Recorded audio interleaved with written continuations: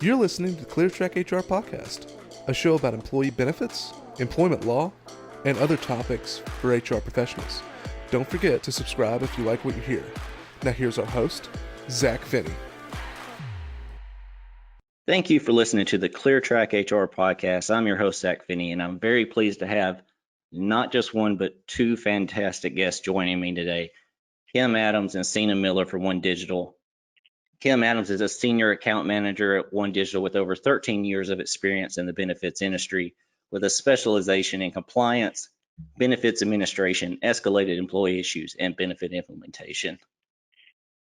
Cena Miller is a principal at One Digital. Cena entered the benefits consulting business in 1997. She's worked in client account management for over 15 years. She became a certified wellness program coordinator in 2008 and earned her registered employee benefits consultant designation in 2009. In 2015, Cena became a chartered healthcare consultant with a focus on the Affordable Care Act as it applies to the employer groups.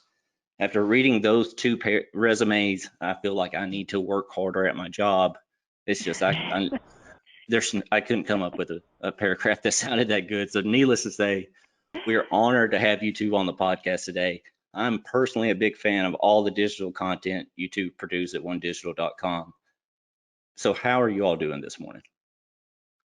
We're doing great. Thanks, Zach. Thanks for having us. Thank you for joining us. And Kim, why don't we get started? Can you just tell us a little bit about yourself and what brought you into the benefit industry? Sure. I started my career in human resources, actually, and I moved to the benefits consulting side about 13 years ago, so I'm showing my age here. As an account manager, I have the perfect job, actually. I've remained in the HR field, and I get to focus just on one aspect now, which is benefits. So helping my clients navigate the confusing and complex world of benefits and insurance is why I'm in this position. And benefit communication actually is the favorite part of my job. So this is the perfect podcast to be on. Nice. And Cena, what about you? Can you tell us a little bit about yourself and what brought you into the benefit industry? Sure. Yeah, I moved to Vermont 23 years ago to go to University of Vermont, and then needed a job and just got a job as an administrative assistant working for a benefits broker. And about 6 months into that, he said, you should probably get your insurance license. And so I did. And 23 years later, here we are. So that's how I got into the industry. Benefits is one of those things that people sort of get into by accident. And it's just a wonderful secret of the business world. Anyone who's looking for a job, consider getting into the benefits field. So yeah, that's a little bit about me. And it's funny you said about stumbling into the benefit industry because that same thing happened on my end. It was, I knew nothing about it and got in with the company. And you're right, there's just so much opportunities in that industry alone as far as jobs and avenues that you can take. So definitely really share that in common with you. So for our listeners that are not aware, what can you kind of share with them what One Digital does? Sure. So One Digital focuses on workforce strategy, and many employers may not have a workforce strategy, and we certainly encourage everyone to do that. But we do that in three arenas. So employee benefits, which is where Kim and I reside, human resources consulting, and retirement and wealth management. So those are sort of the three areas of focus of our company. We are headquartered in Atlanta, Georgia, and we have about 2,000 employees all over the country. I think we're in 44 states at this point, and Kim and I are in the Vermont office up in Burlington, Vermont. Nice. And as I mentioned before, One Digital, the website alone has so much content. Is there anything you want to share with our listeners? Sure. Yeah. So just recently, we've put up a new resource for employers. It's anyone, not necessarily just our clients, but anybody can access this. It's at onedigital.com/open enrollment, and it's what we're calling our open enrollment hub.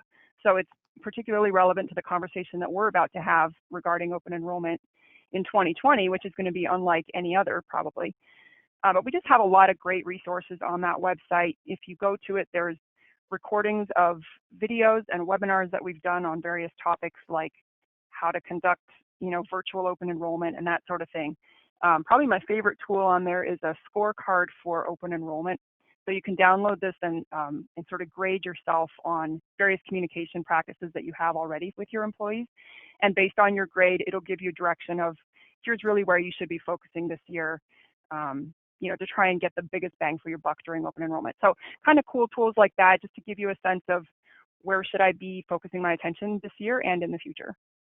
Yeah, that sounds like a great resource, and we'll be sure to include that in our show notes, the link to that, and then of course your two information as well. And like you just mentioned, the main topic I really would love to dive into and get your opinion and feedback on is what it's going to be like performing in open enrollment in 2020.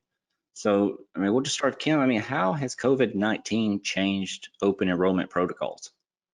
Oh, good question. Well, let's look at traditional open enrollment. So you may have in-person benefit meetings, distribute paper enrollment forms or benefit information, maybe hold a benefit fair in your cafeteria. So with COVID-19, employees are now working remotely, so in-person meetings and benefit fairs probably won't work anymore. Even using paper enrollment forms won't be so easy in this environment. So COVID-19 really created a great environment to revamp open enrollment and introduce some virtual tools. So it's the perfect opportunity to shake up the tired open enrollment communication process and make it more employee friendly. However, one open enrollment protocol that won't change due to COVID-19 are some compliance aspects like distribution of required ERISA notices and plan documents. I think we're going to touch on that a little later. And can you share any benefits or enrollment trends you've seen as a result of COVID-19? Yeah, sure. According to MetLife's Benefits Impact Report, employees who are very satisfied with their benefits are nearly 4 times more likely to be very satisfied with their jobs. So a key element of driving awareness, of course, is effective communication of benefits. So we know benefit communication is hugely important. In a normal environment, communication during open enrollment is challenging. COVID-19 throws a curveball into an already stressful time of year. We're seeing a huge trend towards virtual tools. So first, we're seeing an integration with technology and a multi-channel approach. So digital tools are really hot right now. Tools like digital postcards announcing open enrollment or using text messaging to announce open enrollment are ideas of this. So what I'm recommending to my clients is, try at least one digital tool to bring open enrollment sort of more virtual this year. Digital tools we are using include incorporating videos in on-demand platforms. So just a word about videos. Did you know that employees are 75% more likely to watch a video than to read emails or documents? So we're really seeing a trend toward incorporating short videos to help employees understand their benefits. Whether it's linking videos in your benefit enrollment system or in your enrollment guide, employees are more apt to watch a short video than to read a handout. And I know because that's how I am. So speaking of enrollment guides, now we're finding it's the perfect opportunity to take these benefit staples and make them virtual and more engaging. So what I've been doing for my clients is converting sort of the traditional open enrollment guide into these flip books, complete with links and engaging short videos. So the flip books are kind of cool. I don't know if you've ever seen one before, but as you turn the pages, it sort of makes like a little snick, like a little turning noise as you're, turning the pages to sort of make it look like a virtual book, which is kind of cool. Nice. So, we talked a little bit about traditional open enrollment meetings where people are required to sit through an hour meeting and maybe they only want to know about the medical plan or the new accident plan. We're also seeing a trend toward on-demand solutions, such as recorded benefit platforms like BrainShark. Then the whole presentation can be recorded on a chapter-based platform and the employee can jump to the section they want to listen to or listen to the whole presentation if they want. They can listen to these recordings when they want and share them with spouses who, let's face it, often make the benefit decisions. Yes. With this tool, we can also get statistics on who logged in and what information they listened to. So the key takeaway here is to allow people to access benefit information when they want, not just at an hour in-person meeting. So again, that on-demand is so important. Finally, if you don't have one already, consider a benefit enrollment system so that your employees can enroll online and not have to deal with paper enrollment forms. It also streamlines administration for human resources as well. And depending on the system, employees can enroll in benefits right from their smartphone, which is what everybody's doing these days. Absolutely. And I we're can seeing just, this. Go ahead, Sina. oh, I was just going to add on to that. I mean, Kim just covered just about everything we could think about, but specific to the pandemic, kind of at the executive level, the message that we're trying to get out there is communicate, communicate, communicate. And that I've heard a chorus of that during the pandemic, just as sort of a management tool, is like over communicate. And that applies to benefits just as much as it does to everything else during this time. And the reason for that is people are feeling more disconnected, right? Because folks are either working from home or working in a setting where they have to stay 6 feet apart from each other. So that the sort of intimacy that we might have been used to in the work site is temporarily suspended. Let's hope not for too much longer. But with that distance between folks, like it just adds to the stress that people are feeling on top of homeschooling their kids and like being worried about going to the store and everything else that we're dealing with. You also don't have the kind of interpersonal relationships that you used to have at work. So the communication piece is just so important from management to remind people that, hey, we're still here. We still care about you. Here's our, this is what we believe in. This is what we're doing. And the more you can communicate that specifically to the benefits too, of course, that's what I'm passionate about, the more people are going to feel cared about and that, that your company is strong and that everything's going to be okay, which is honestly just a huge part of relieving people's stress during something like this. And particular to open enrollment, everyone is worried about, are my rates going to go up? Are the benefits changing? So the more you can communicate through all those wonderful methods that Kim just talked about, honestly, you can't do it too much. And if you think you're doing it too much, do it some more, because people forget. And even if you heard something one day, by the next day, you might have forgotten it and you need to hear it again. So that's just what I wanted to add on there. Yeah. And what do they say? 7 times in 7 different ways. Communicate the same thing. Yeah.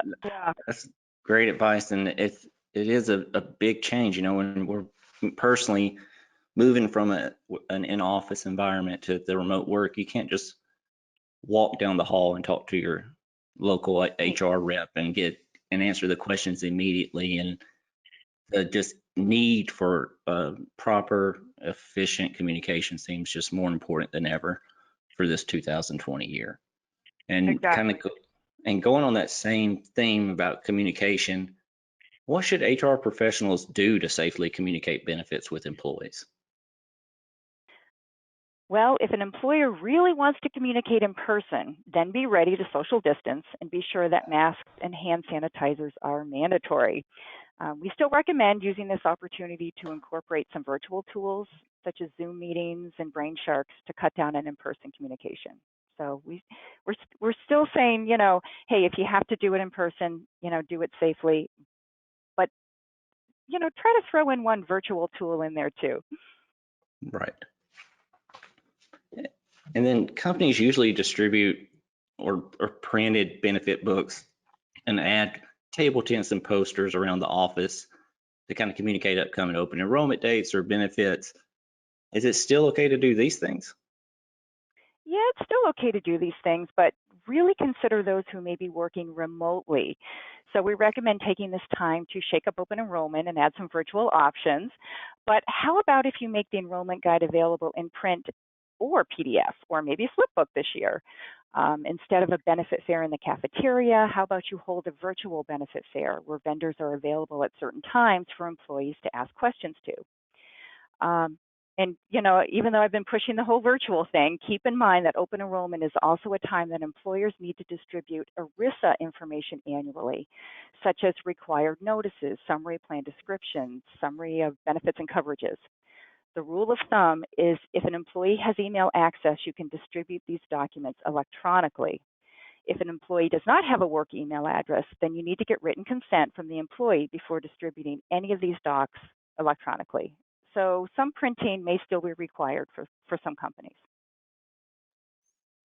And then we know a lot of clients like that face-to-face time with employees during open enrollment, and obviously that's not really possible right now and definitely not recommended. But what do you recommend HR professionals and benefit directors to do to maintain that, say, human touch, so to speak?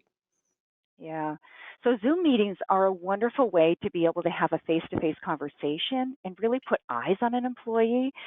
Being able to see eyeballs and see reactions is big.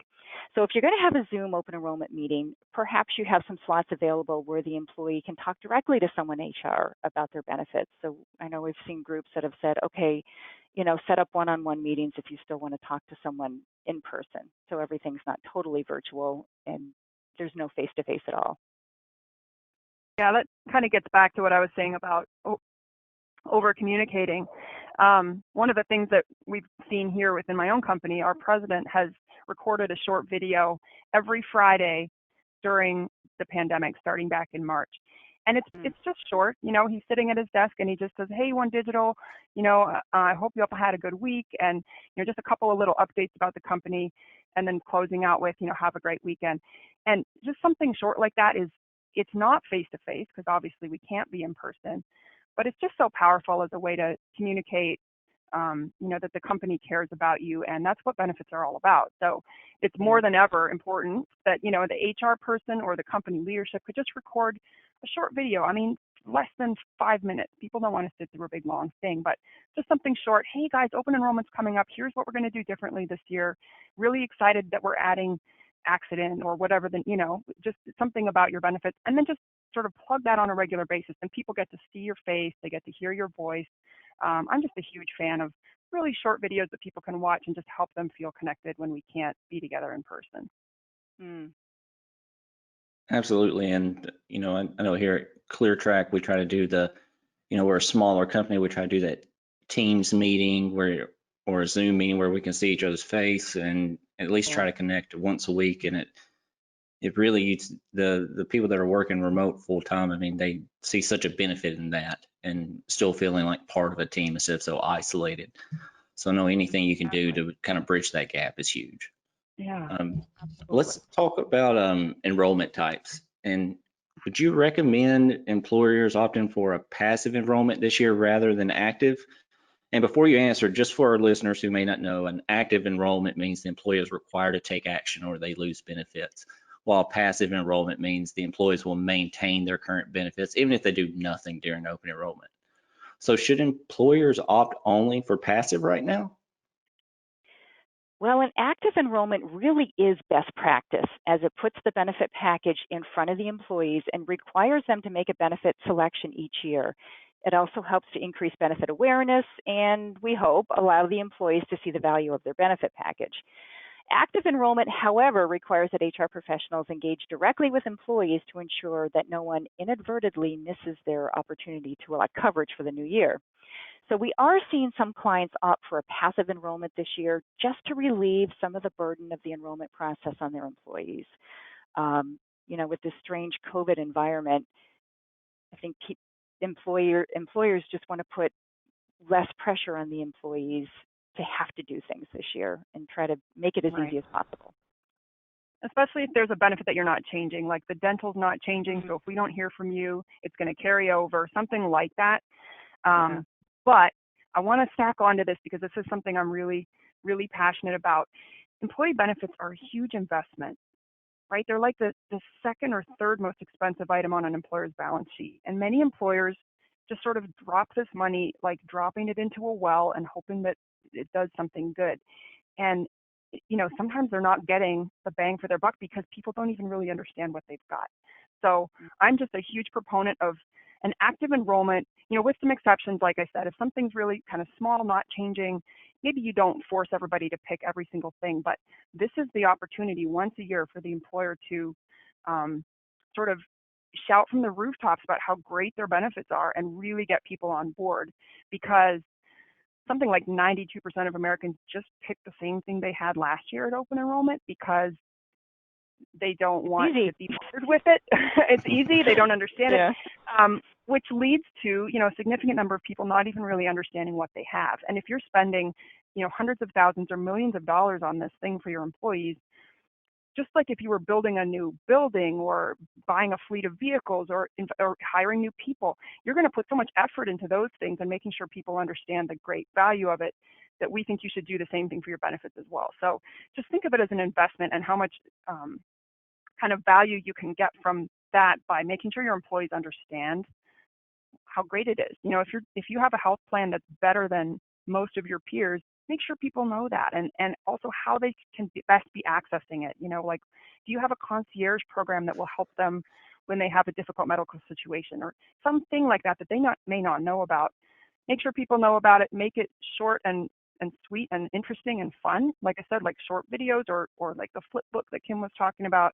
But this is your chance. And so as much as possible, without making it kind of punitive and like you have to sit through this long meeting and it's going to be boring, but like, hey, here's just a reminder of all the great things we do for you because we value you and we want to lift you up. And like, it's just a great opportunity. And I would hate for that to pass by, even during a COVID year, maybe especially during a COVID year, because people really need to feel that positivity and like they're being taken care of, which is really what benefits is for.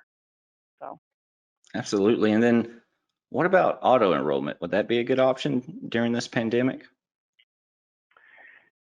Kim and I were talking about that. I mean, I think it's something that it was suggested to be part of the Affordable Care Act. So auto enrollment might be, you're going to get enrolled in a health plan unless we hear otherwise from you, right? And some people have taken that tack on their 401k, and that's starting to get some traction, which is we're going to enroll you in the 401k at a certain percentage unless you opt out. And in the Affordable Care Act, it was proposed that maybe we should do the same thing for health insurance, right? So you're going to get put in our health plan unless we hear otherwise. That has not gotten a lot of traction yet. It hasn't been enforced under the ACA, and most employers are not doing that at this point because what we're finding is the complexity of that decision is greater than for 401k. So there's very little argument that everybody should be putting money in a 401k, but there's so many more options for healthcare that your employer's plan may not be the right one for you, right? So maybe you have a spouse plan, maybe you're eligible for Medicaid, maybe you're eligible for Medicare, something else where it's really not fair to sort of shoehorn your employee into that without giving them the chance to, you know, vet all their options and opt in. So that would be our recommendation in terms of auto enrollment. Gotcha. And I just want to say thank you so much for joining us today on the podcast. I feel like I have learned a ton of new information, and I actually have a background in what we're speaking about. And so you taught me a lot, and I really, really appreciate you guys joining us. I hope you had a good time, and I hope you'll join us again. Oh, it was great chatting with you, Zach. Thanks so much for having us. Thanks so much. Thank you. And like I said at the beginning of the podcast, please check out the show notes for this podcast. You'll see all the information that Kim and Sina had talked about and links, and they have a ton of resources at One Digital, and we love working with them. Again, thank you so much. This has been the ClearTrack HR podcast. Thanks to our guests, Sina and Kim. I'm your host, Zach Finney. Have a great day.